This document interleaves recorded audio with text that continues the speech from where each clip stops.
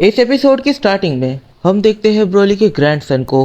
Broly का grandson Goku को ये एक्सप्लेन करता है कि जब उसके फादर जिंदा थे तब वो ऐसी ही एक इम्यून पावर को अपने अंदर एब्जॉर्ब किए बैठे हुए थे, पर वो पावर ये इतनी ज़्यादा डेंजरस थी कि अंत में आकर उस पावर ने ब्रोली के बेटे की जान ले ली और इसे अपने फादर की डेथ को फेस करना पड़ा। इसके फादर के डेथ के बाद वो उस एनर्जी को अपने अंदर लेना नहीं चाहता था।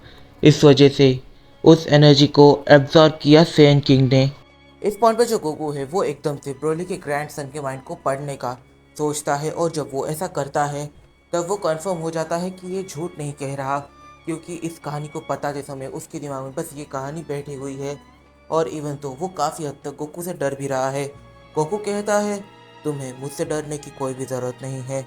तुम्हें जितना भी इस स्ट्रेंथ के बारे में पता है, इस एनर्जी के बारे में पता है, तो मुझे वो बताओ।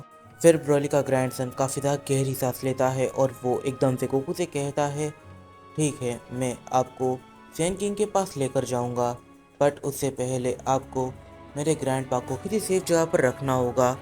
इस पॉइंट पर जो सुपर सैयन इन्फिनिटी है वो उन्हें सीधा मल्टीवर्स में यूनिवर्स 7 पर टेलीपोर्ट करता है और खुद भी यूनिवर्स 7 में टेलीपोर्ट हो जाता है। इस पॉइंट पर यहाँ पर जो ब्रॉली है वो गोकू के साथ कुछ थोड़ा बात करने की कोशिश करता है, बट गोकू उसे इग्नोर कर देता है। और यहाँ पर वेजिटा और ब्रॉली ये दोनों बुल्मा के घर चले जाते हैं। गोकू निकल पड़ता है ब्रॉली के ग्रैंडसन के साथ एक जर्नी पर। फिर सैन रेम जाने के बाद जो गोकू है वो वहाँ के किंग को यहाँ पर एक 1v1 के लिए चैलेंज कर देता है। इस पॉइंट पर वो जो किंग है वो गोकू के इस 1v1 चैलेंज को एक्सेप्ट कर लेता है, और यहाँ पर गोकू और किंग के बीच एक बैटल स्टार्ट हो जाती है। इस बैटल की शुरुआत गोकू अपनी सुपर सैयन ब्लू से करता है। उसकी सुपर सैयन ब्लू ट्रांसफॉर्मेशन ये अपने आप में काफ़ी ज़्यादा पावरफुल है। वो एकदम से अपनी सुपर सैयन ब्लू ट्रांसफॉर्मेशन में चले जाता है। इस ट्रांसफॉर्मेशन में उसका पावर काफ़ी बढ़ चुका है।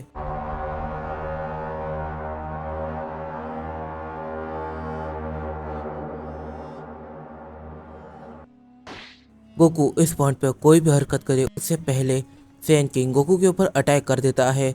ये अटैक गोकू ब्लॉक करने में कामयाब हो जाता है, पर गोकू के पसीने छूट रहे थे। सैयन किंग गोकू को देखकर एक चीज़ कहता है, यंग सैयन, तुम्हारे ये जो बाल है ये मुझे किसी ऐसे की याद दिला रहे थे जो काफ़ी ज़्यादा स्ट्रांग है और जिसकी मैं काफ़ी ज़्यादा रिस्पेक्ट करता हूँ। मेरा अब तक का सबसे क्लोजेस्ट एलाय।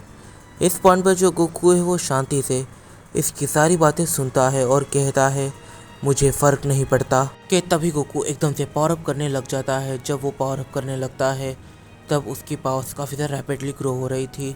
वो एकदम से अपनी मास्टर अल्ट्रा स्टेट में चले जाता है। गोकू अपनी एम्यू स्टेट में एक इंसेन लेवल पर पहुंच जाता है। वो एकदम से सैयन किंग के ऊपर डोमिनेट करना स्टार्ट कर देता है। सैयन किंग एकदम से एक स्माइल करता है और कहता है, मानना पड़ेगा तुम काफ़ी स्ट्रांग हो। कि तभी गोकू का जो ओपोनेंट वो सैयन किंग है वो एकदम से अपनी शार्ट ट्रांसफॉर्मेशन में चले जाता है। जैसे ही वो अपनी शार्ट ट्रांसफॉर्मेशन में जाता है वो गोकू के ऊपर डोमिनेट करने लग जाता है। वो कहता है, तुम वाकई में काफ़ी ज़्यादा पावरफुल हो।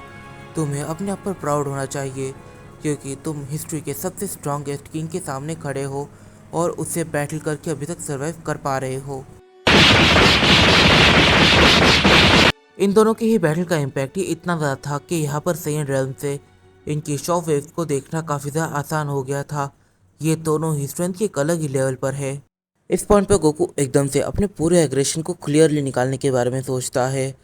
वो अपनी आंखें बंद करता है और एक गहरी सांस लेता है, और जब वो फाइनल डिसीजन ले लेता है तब वो एकदम से पूरी स्पीड के साथ जाकर सैयन किंग के चेहरे को पकड़ लेता है। सैयन किंग के चेहरे को पकड़ने के बाद गोकू उसे सीधा एक प्लांट की तरफ फेंक देता है। इस पॉइंट पर इनके साथ काफ़ी ज़्यादा डिस्कशन होने लगता है कि तभी ये दोनों एक दूसरे पर अटैक कर देते हैं। जैसे ही ये दोनों एक दूसरे के ऊपर अटैक करते हैं पूरा का पूरा उस जगह का एटमॉस्फेयर जैसे काइंड ऑफ चेंज हो जाता है, और हम फाइनली देख पाते हैं कि लेजेंडरी सैयन ब्रोली ने अपने ट्रू सुप्रीम पावर्स को पूरी तरीके से अनलीश कर दिया है। इस पॉइंट पर जो गोकू है वो काफ़ी ज़्यादा ट्रांसफॉर्मेशंस को स्किप करके सीधा सुपर सैयन इन्फिनिटी में ही चले जाता है।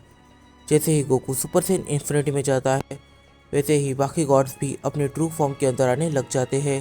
कि तभी एकदम से यहाँ पर गोकू पूरी तरीके से अपनी पूरी पावर्स के साथ सुपर सेन इन्फिनिटी के ऊपर अटैक कर देता है।